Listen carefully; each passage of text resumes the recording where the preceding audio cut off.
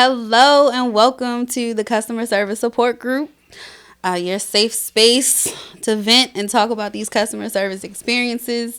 I'm your host, Lady Libra, aka the Libraist Libra, and today we have a very special guest with us. I'm so excited to talk to you. I am. Well, thank you so much. Yes, please tell the people who you are. My name is Dr. Arvella Floyd. I'm the Executive Director of HARBEL Community Organization, Inc. Okay. And please tell us about your organization. So I've read some things. I went to the website and I was reading, and you all do a lot. We are very busy. Yes. HARBEL will be 56 years old the end of June. Wow. And it was started with Hartford, Bel Air communities recognizing that there were needs in the community, like literally back in the late 70s, early 80s. Yes. And we are still bringing forward that vision today for what the community needs. We're the heartbeat of Northeast Baltimore. So we do a multitude of things. As you've seen, we have a community pantry that people can come and get meals from 3 to 4 times a week. Wow. We don't ask for IDs. We don't ask for any information, identifying information, and we have good food for their sustenance, not just for their bodies, but we even have seasonings that have been donated so that they can truly prepare the food. The third Thursdays of the month, we have a produce giveaway from Maryland food banks. We usually feed about 700 folks that come through, and some of those produce go to some of the schools and our seniors. We're really starting a vibrant senior program such that we can make sure that they have secured housing, they don't have food insecurities, things of that nature. We do have prevention and recovery services such that if someone has a mental health need, and I want to hang out there for a minute in the mental health, people these days with all the stress of the economy and the governmental issues that are going on, it's not necessarily that someone has to have some sort of deep-seated issue. Right. A safe place to come in to share about your emotions, your day-to-day struggles, to have some coping mechanisms put in place to be able to do that balance that's there. We do also have substance abuse treatment and recovery groups, individual sessions. We have a certified DUI program through the state of Maryland. And we also have a batterers intervention program such that we work with those that are the perpetrators. And it has to be kind of what we consider a dual diagnosis, the perpetration of the violence as well as some sort of addictive behavior. Got it. Okay. That's certified through the state as well. Then we have our amazing housing. We have a first-time home buyers program. Okay. Yes, Barry Gordy told us about that before the show. Yes, he did. About 10 years ago, he said he got his house. All right. Shout out to Barry Gordy. Shout out to Barry Gordy. And that is our director of housing is Deborah Elam. And I forgot to mention our director of community, which I'll get to. That covers the pantry and the food giveaway. So I'll double back to that. Okay. So we have a first-time homebuyers program where you get down payment assistance if you participate. You also have financial literacy and credit counseling. Wow. So that, and if someone is starting to struggle towards foreclosure, they actually try to work with folks to not have to get to foreclosure, prevention of foreclosure. We are a community-based organization. We do Northeast Citizens on Patrol. Shout out to Sergeant Hardy and Officer Monica. Such that it's not the old school where you're literally, we're on patrol, you know. It's if you see something, say something. You're out walking your dog. You're getting your mail out of your mailbox. You're taking your, evening constitutional around the neighborhood. And the person that is over that is director of our community, which is Darren Wall. And we have about 30 or so community organizations that fall under the umbrella of HARBEL, where we assist them and try to provide whatever it is they're needing. Somebody's car is parked out in front of their house, abandoned. They'll call us and we'll say, well, call 311 and make it, So we are that one-stop shop. We have some new initiatives that we're starting. Okay. We're working with the Opportunity Youth that 11, 16 up to 24. We are also going to start a Go Skills computer lab so people can come in and get some of those Microsoft skills or whatever other skill. Yes. Because I know you all talk about customer service. Yes. So we are really trying to meet people where they are and provide those touch points for them. Someone even can come in. We're a resiliency hub. What that means is during the summer, you can come in and get an ice cold bottle of water, get a little air conditioning, charge your phone. Yes. During the winter, we are a heating center, a warming center. So you can come in, get a cup of coffee, get some cocoa, charge your phone, get some of the heat, So we are there for the community. Yes. I love that. Now you asked me to tell you about us, but that was a lot. Listen, I love it because I feel like when we think about customer service, we only think about those retail, jobs and, cashiers and things like that. I feel like everything is customer service. So I think that we also forget about the service part. And that is community. So that's why I love everything that you just said. You can talk about it more if you want to. I love that. And I love hearing about great resources for people as well, because some people don't know about it. Like some people don't know that, it's wintertime. Like I'm a little cold. Where can I go? Like, they don't know these things. Right. So again, I'm happy that we're talking about it today.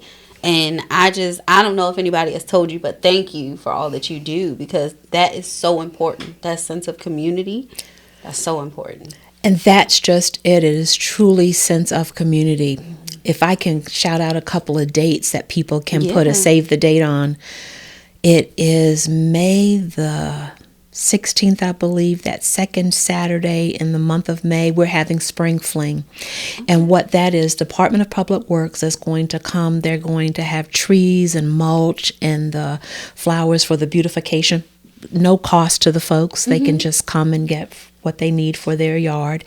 But we also have like a community yard sale where people can come, rent a spot, clean out their garages, clean out their, excess clothes or whatever it is, and make a little bit of money, on the side. We usually try to sell a hamburger, hot dog, lunch while we're there. Also, just so that people can see who we are. We usually set up a resource table. Sometimes some of the banks and credit unions are there that you can speak with them concerning whatever financial concerns you may have. So I love it. And then June the 24th is our annual meeting. It's the last Wednesday of the month in June. We have it on our front lawn. We usually have Kona Ice there. And this year we have speaking, Senator Corey McRae is going to be there, as well as the CEO of Orrstown Bank.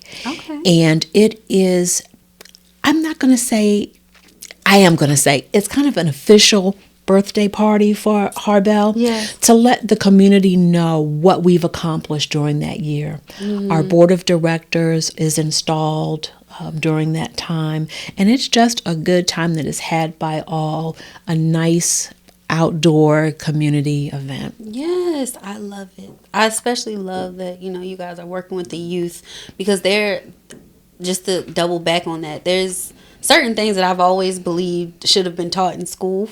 That was not taught. And it's like, it's amazing that, now it's not so, taboo to be like, hey, I don't know anything about credit. Even as an adult, I help, like, where do I go? But people are, focused on that now. I remember there was a time where people were like, oh, well, my credit's bad, it's bad. I don't know what to do anyway. Yeah, but now it's like, like you said, a one-stop shop. So now, kids are going to learn about things, before they get to that point. So I just love everything that you are doing, everything that's going on with if you really love that, We partner with leader breeders. Okay. Coach Tiny Adams, approximately 5 years ago, put together this nonprofit, and her tagline is "Be the adult you needed." Basically, when you were younger. And shout out, Coach. I probably butchered that, but that's the flavor of it. Yeah. And they get all sorts of cooking credit, school help, basketball skills, sports skills.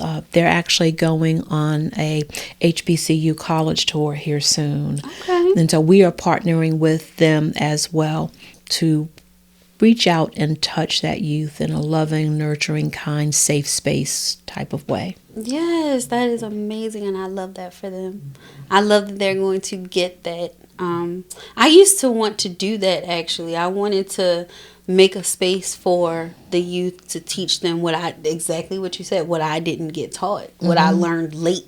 But I was like, it was crazy. Since I was a child, I thought I wanted to be a teacher. And then I was like, no. And then I was like, but I still kind of want to work with, the kids and the youth. And then I was like, no. And it's always because I was like, I'm not going to be able to handle the parents. I'm not going to be able to handle. Isn't that interesting? Things. It's not the kids. It's not the kids. It's the parents. Yeah. And I'm like, and then I'm going to want to take every child home that I feel like doesn't have a great home life. I just can't. So, yeah. So I've been in healthcare for about 10 years. I started out in the pharmacy, and I was like, okay, I don't like the pharmacy.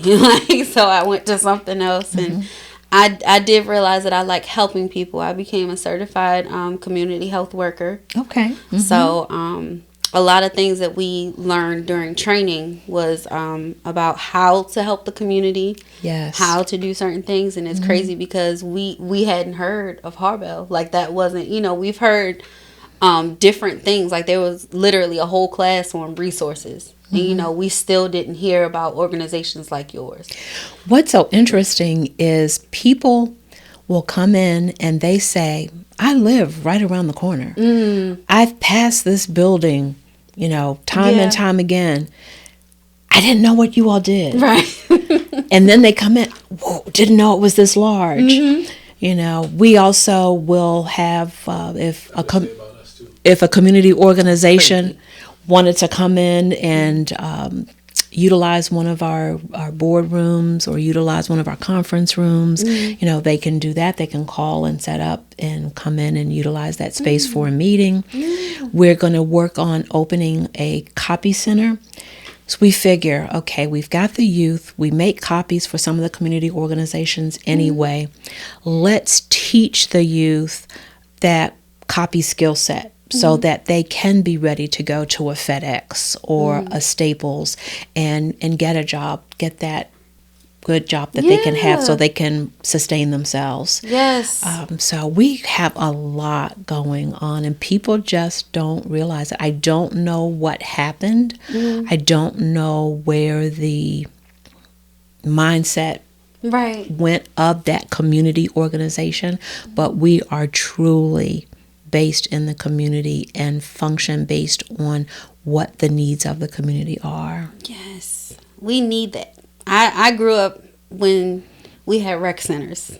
Okay. So I love the rec centers, and I just remember getting information about different things. Like, it wasn't just, the kids coming, parents came too, to learn about different things. There were classes after the kids went home, and that was my first introduction to community and, community spaces and events and things like that. So, we don't have a lot of that anymore. So it's so good to hear, there are still places where you can go and you can learn different things. And it's even, advanced from just the rec centers.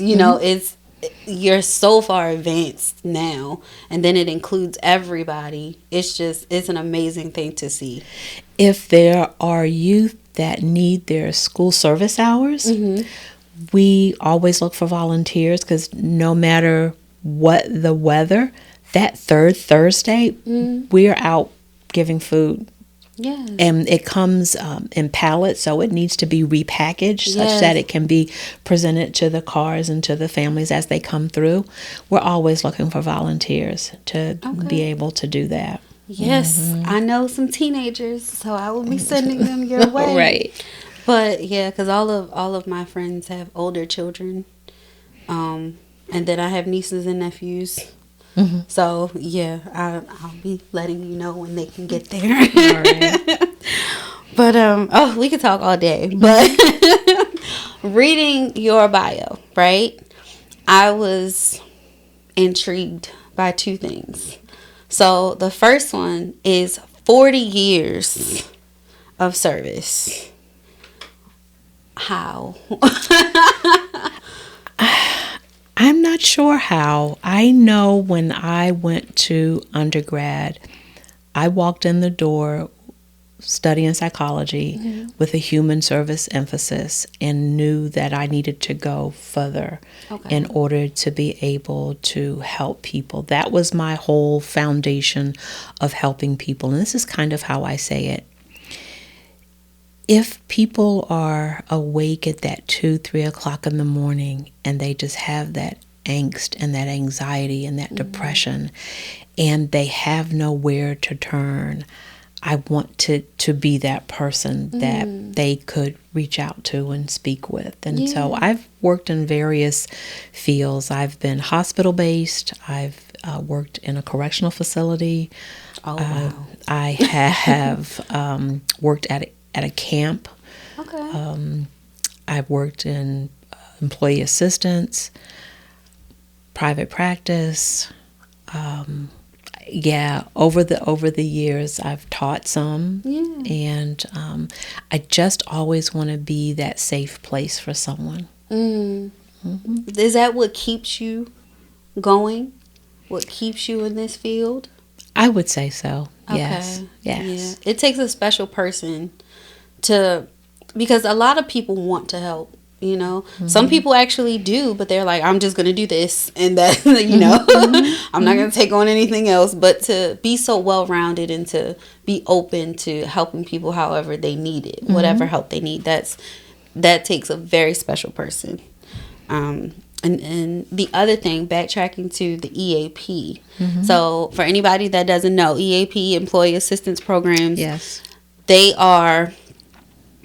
I feel like they are more well known now, you know. But what I wanted to ask you was, how did you start? Like back when you started working in, you know, the EAP services, how was it? Because I feel like now people are aware of it and it's available, but a lot of times people are like, I don't really know if I want to do that. Well, it's interesting. I worked it was a staff model, which means we were outside of any of the organizations.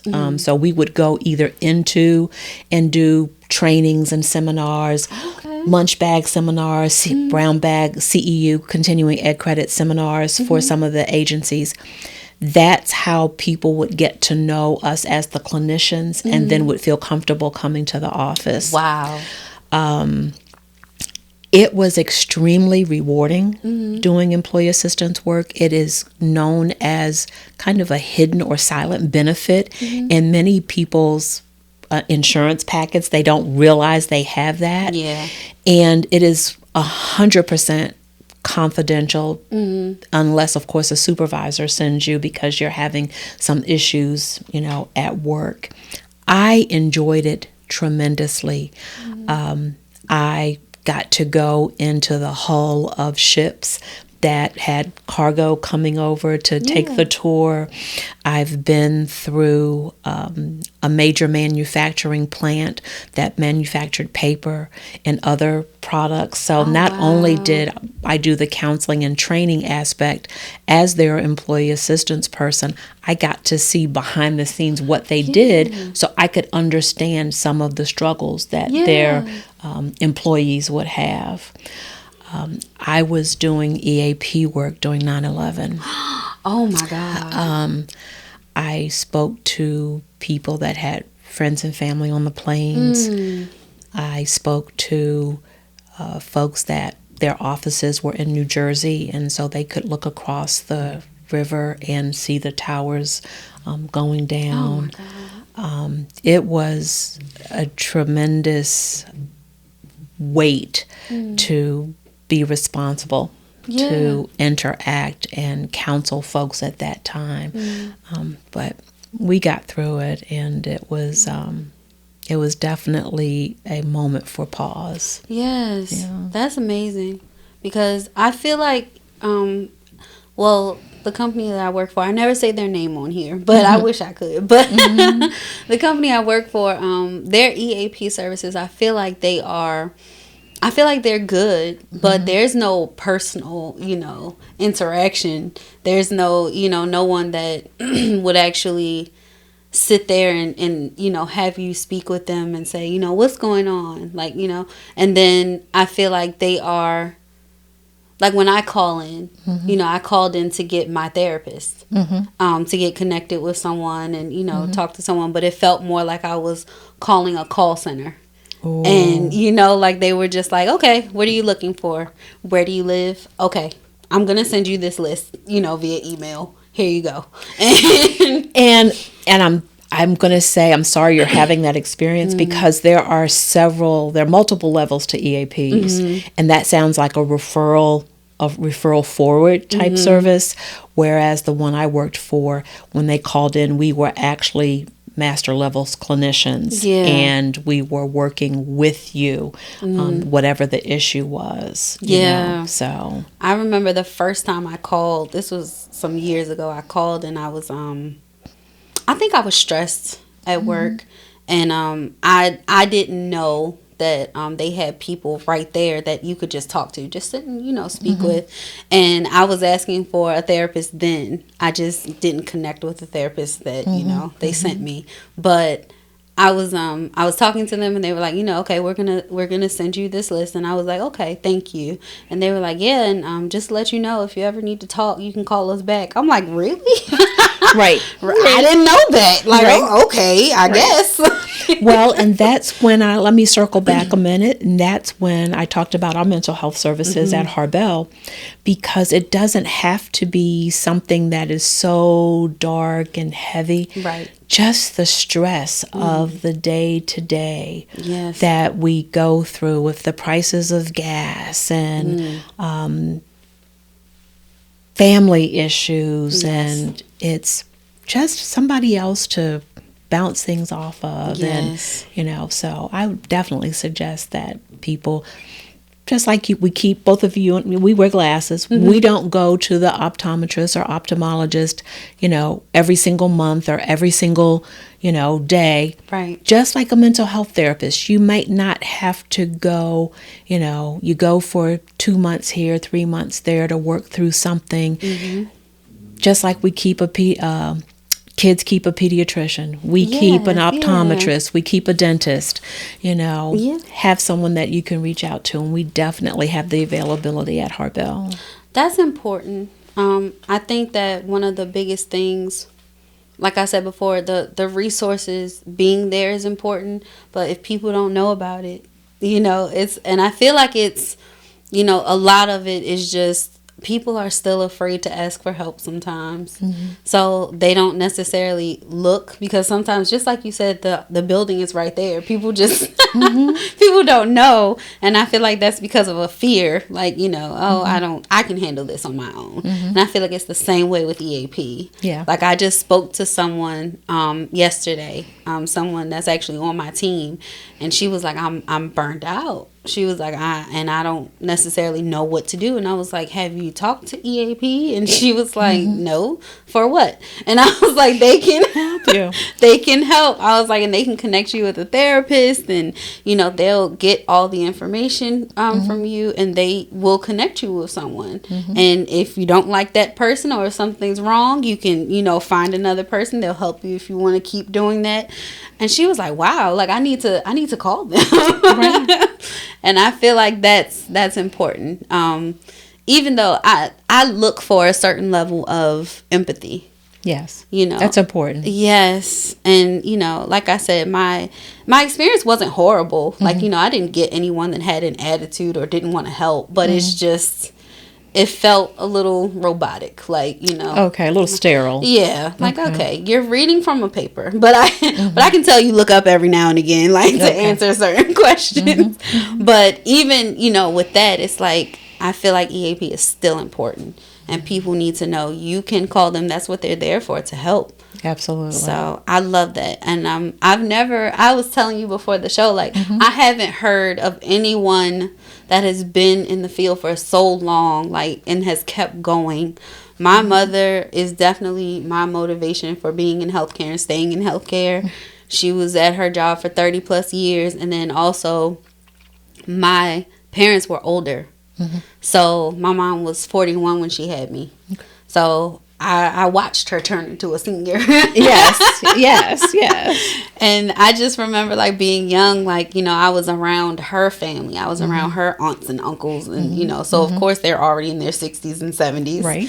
And, just she took care of a lot of them. So we would be in and out of, healthcare facilities. Yes. And there would be horrible experiences. Yes. People, just like, we forget about the service, people forget about the care in healthcare. You have people that are like, oh, hey, sign this, we'll get you back. Like, Right. I Right. hated it. Yeah. So I knew I wanted to be in healthcare. And I always say, I may not be able to change the world, or maybe I am, I don't know, but I can do my part. But the people that you touch. Yes. Because the people that we touch, whether it's our first time home buyers program, whether it's the community engagement with the community organizations or the food giveaway, the people that we impact other people. Yes. And so we definitely can spread that ripple, like throwing that pebble into the water and watching the waves. Yes. So you are impacting people just as we are. Yes. And I'm grateful for that opportunity to do that, because it's not an easy thing to do. Like, being young, I was like, I would never treat people like that. But, I make a decision not to now. And I know that, because it's like, now that I'm older, I'm like, two people have cussed me out, and now you're walking through the door. Like, I can see why you may, have an attitude. But I also remember how I felt. And I'm like, I would never treat anyone like that anyway. But I still, even if I put myself in that person's shoes, I'm like, how could you do that? Right. You never know what the backstory is to someone. Yeah. When you look at someone, you can't tell all of what they have gone through. And just a kind word, a smile, a greeting when someone walks through the door, that hello, how can I help you? And genuinely listen and respond. You might not be able to take care of everything, right? But just being authentically present with someone makes a huge difference. I know I was taught in school years ago that 80% of the therapeutic relationship is what helps someone move from I'm going to use the word, kind of a diseased emotional state in towards emotional health. Is the relationship and the interaction, or to use the customer service of showing up for someone, not the therapeutic technique that is used, but genuinely being there for them. Yes. And I always say that, because in my job, I pretty much work in a call center, but it's a billing department. So during my interview, I remember my manager, she said, it's going to be a lot. She said, people are going to call. They're going to be angry. And I was like, it's fine. I was like, I got it. And so she was like, what makes you so confident? Like, she was like, why do you feel like, she was like, I don't necessarily doubt you. She was like, but I don't think that you understand what's going to happen. I was like, I do. And she was like, what makes you so confident? And I told her I have strategies. I was like, a lot of times people just want to be heard. Yes. Sometimes they've been getting the runaround. You're the 8th person that they've talked to. I get it. I was like, so they're frustrated. Most of the time, people just want to be heard. And if you sit there and you listen to them, you're not yelling back at them, because you're frustrated too. Eventually, they calm down, and they're like, okay, this person is listening. let me talk to them. Maybe they can do something for me. Exactly. Yeah. So I told her that, and she was like, okay. Like, let's see. And I've been there for a year. So it's, it is about helping people and also reaching people, because I feel like everyone wants to be heard. Everyone wants someone to say, okay, I understand your situation. Let me help you. Or if I can't help you, let me point you in the right direction or get an answer for you. Exactly. Everyone wants that in any aspect of customer service. So I try to remember that as well when it gets hectic. And even to say, I hear you. I can appreciate the position that you're in. But there really isn't anything that covers what, just being honest. Yes. Just being honest. People do appreciate honesty, and I feel like they feel it when you're not honest. Like when you overpromise, when you say something and it's like you have no idea what you're talking about. Don't do that. So that's one thing that I learned. I'm not afraid to say I have no idea what this is, but I'm gonna get an answer for you. Give me a moment. Right. Even if it takes 20-30 minutes, I'm coming back to the phone every 5 minutes to say, hey, we're working on this. I'm still here. Thank you for your patience. I truly appreciate it. I promise I'm working on it. Yes. People have a lot of bad experiences. So like I had a lady the other day, and she said someone left me on hold for 45 minutes, came back, said, they couldn't give an answer, and just said, bye, pretty much. And I was like, wow. And I was like, I'm so sorry for that experience. Yes. And she was like, and I really think that you meant that. She was like, and I appreciate it. And I was like, yeah, no problem. But I was like, I hate to ask you because I don't want you to think that I'm going to do the same thing. I was like, but hold on one moment. Right. And when I came back, she was like, you checked it. She was like, thank you. Like, I just appreciate you listening, hearing what I had to say, and then not doing the opposite. Like, right. Doing the complete opposite. She was like, I appreciate it. And those are the moments for me that makes it worth it to go through everything that I go through. It's like, I truly appreciate being able to help people. I may not be able to do much all the time, but I do what I can. And it's like when it's appreciated and when it goes further than what I thought, it's a great feeling. It's a win-win. Yes. It is definitely a win-win. It's amazing. Yes. Yes. So we play a little game here. Oh, no. It's not going to be too bad, I promise. Okay. So, this is customer service. So I ask you questions about just real life scenarios. It's only 3. Okay. And I ask you, and it's going to tell us the type of customer that you are. Okay. So it's not bad, I promise. All right. Okay. So the first one, this is my favorite one. So I ask everybody that comes on here. So you're at a grocery store, right? You have all of your items in a cart, and you're in line. The line is long. And there's only one cashier, and you've been waiting, but you can't leave because you need your items. Like, I always give a background, like maybe it's a snowstorm coming in. This is the only store open. You need your things. Right. What do you do in that situation? Are you a patient customer? Are you one of those ones that talk to the person behind you? Like, do you see this? Like,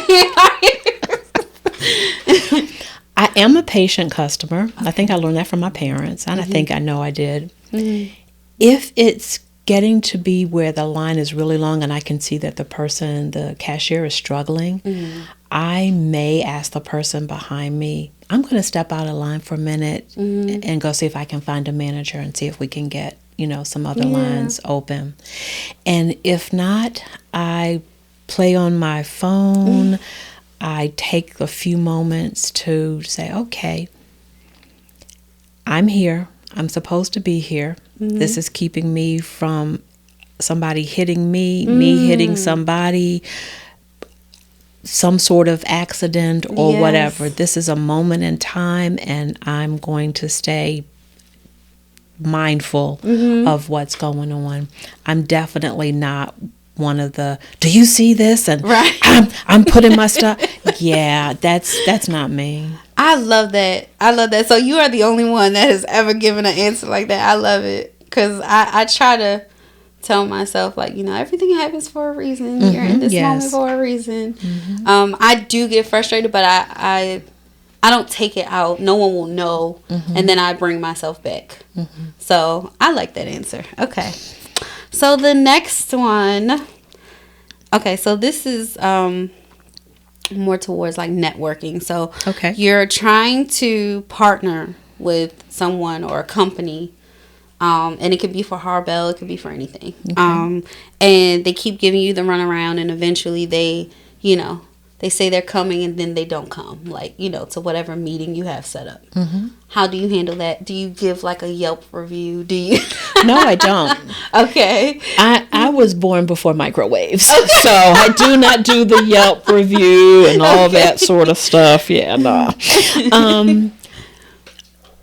In the past, what I have done is maybe get one of my other colleagues or something to reach out to them, like put them on the email, say, I know we've been missing each other. Yeah. I try to take some of the onus of the responsibility and say, maybe their schedule is a little bit better. Yeah. Can the two of you meet? And if it's not going to work, maybe we can circle back at some other time. But I don't get ballistic or anything. No. I love that. So I'm not one of those people that I'm not angry, I do kind of get disappointed when things don't go the way that I planned. So I don't harp on it for too long, but I'm just like, I can't believe this happened. I might call someone, and I might call Barry Gordy. I might call anybody. It's just be like, guess what happened? Like, sometimes I just need to vent. But then after that, I'm like, it's fine. Another door opens. That whole what's meant to be, we're here at this moment. Yes. Exactly. Okay. So one last question. Okay. So this one, you are at a car dealership and they give you your car. You picked out your car and you take it. They give you, your warranty, of course, and you have 60 days, 30 days to bring it back. And you take it and something goes wrong, but they didn't tell you about it originally. So when you take it back, are you upset?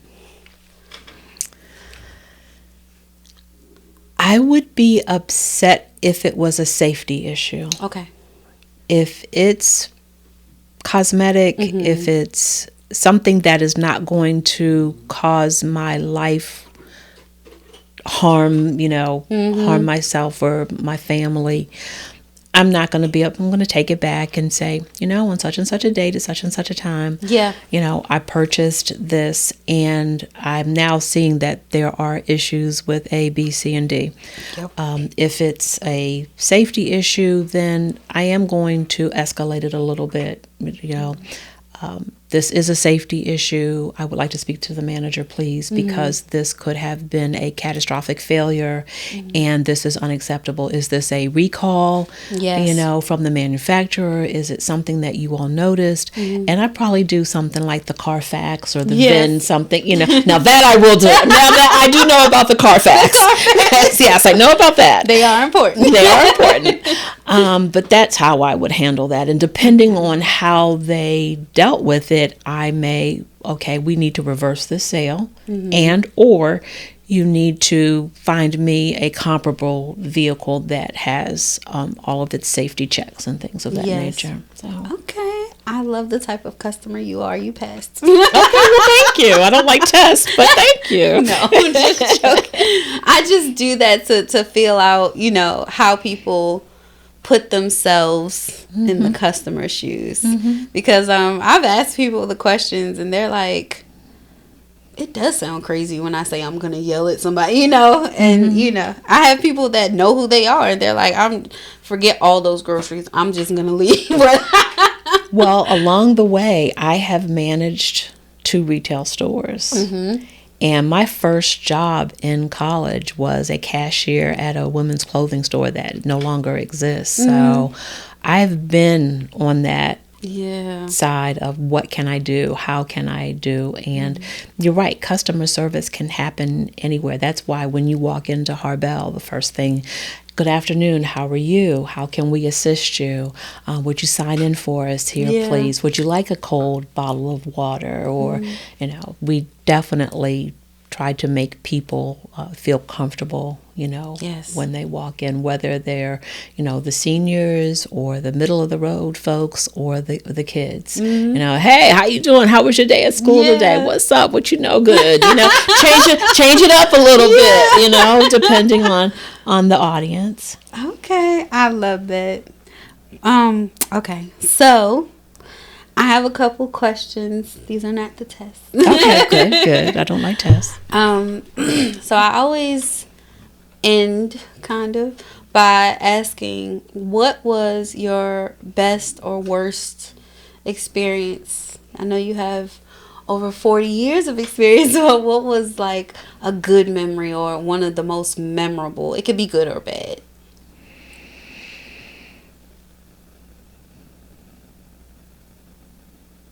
Wow. There was one evening, 99,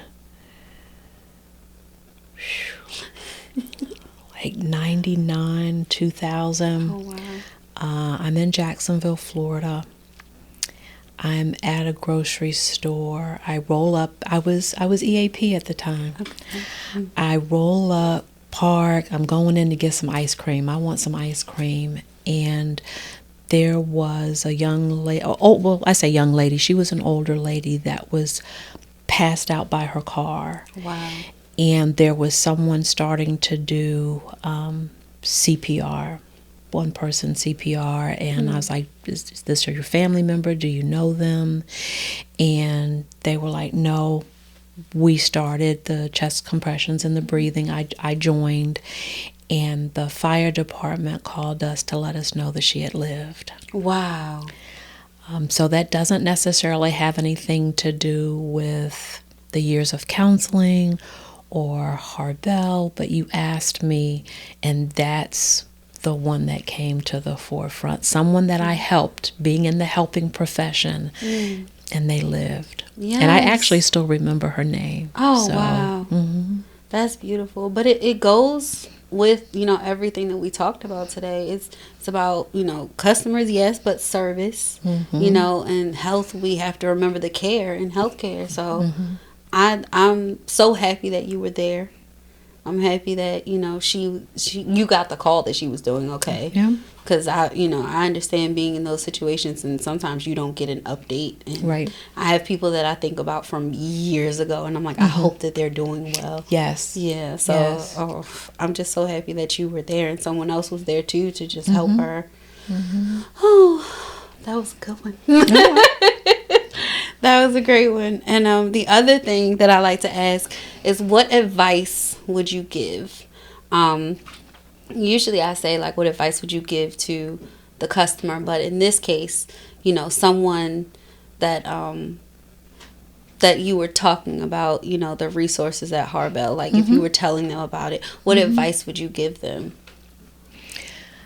I would tell them, come in, reach out.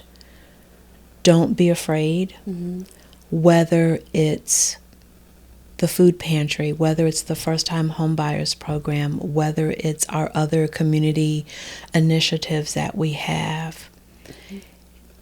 The reason why HARBEL exists is because the community had a need, has a need, and we are trying to stay relevant, not just for, I say, the good times and the struggles along the way. Yeah. I don't want to say but, because that negates everything, so I want to bring that together. Whether you're coming in to ask us to make some copies that you need, whether you're coming in to sign up for counseling or the home buyers, or you need to use the food pantry, come in, say hi, come see who we are, get to know us, let us walk whatever journey you're walking. We do that well. We do that well. I love that. And let everybody know the address and where they can find you. It's 5807 Okay. Harford Road. You guys heard that? 5807 Harford Harford Road. The telephone number is 410-444-2100. Okay. Third Thursday of the month, the produce giveaway. We have a Facebook page, we have Instagram, and our website is www.harbel.org. Yes. I've been to the website. It gives a lot of information. Please go check it out. And if you would, could you tell the upcoming dates one more time? Yes. May the 16th for the Spring Fling. June the 24th for the annual meeting, and that would start at 5:30 in the evening on our front lawn. You'll see all the tents and everything up, and the same thing for the Spring Fling. Look for a save the date on our Facebook page. Okay, all right. Thank you so much, Dr. Thank you. I really appreciate you coming today. Like I said, you are the first guest that came to, talk about community and good things that you are doing in healthcare.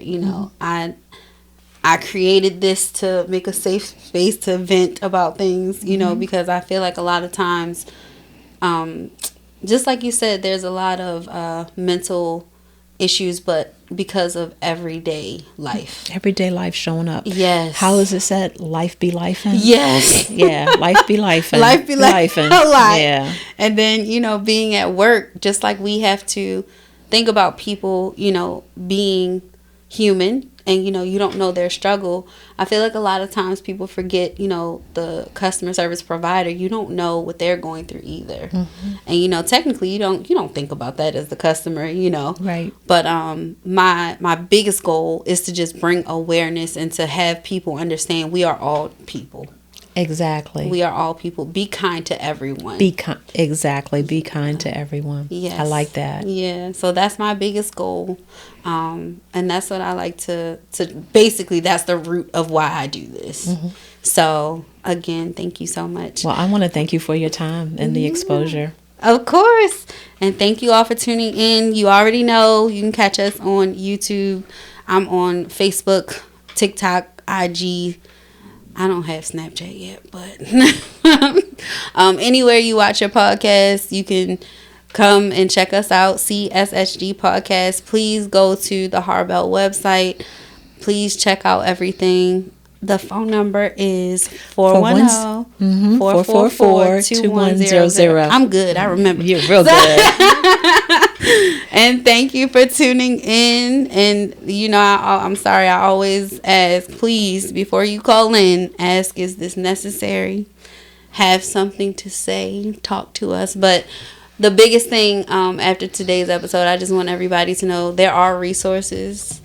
Please ask for help. Please ask for assistance. Even if it's not HARBEL, start with your EAP programs. Use them. They are there for you. And thanks again, everybody. Thanks, Barry Gordy. I appreciate you.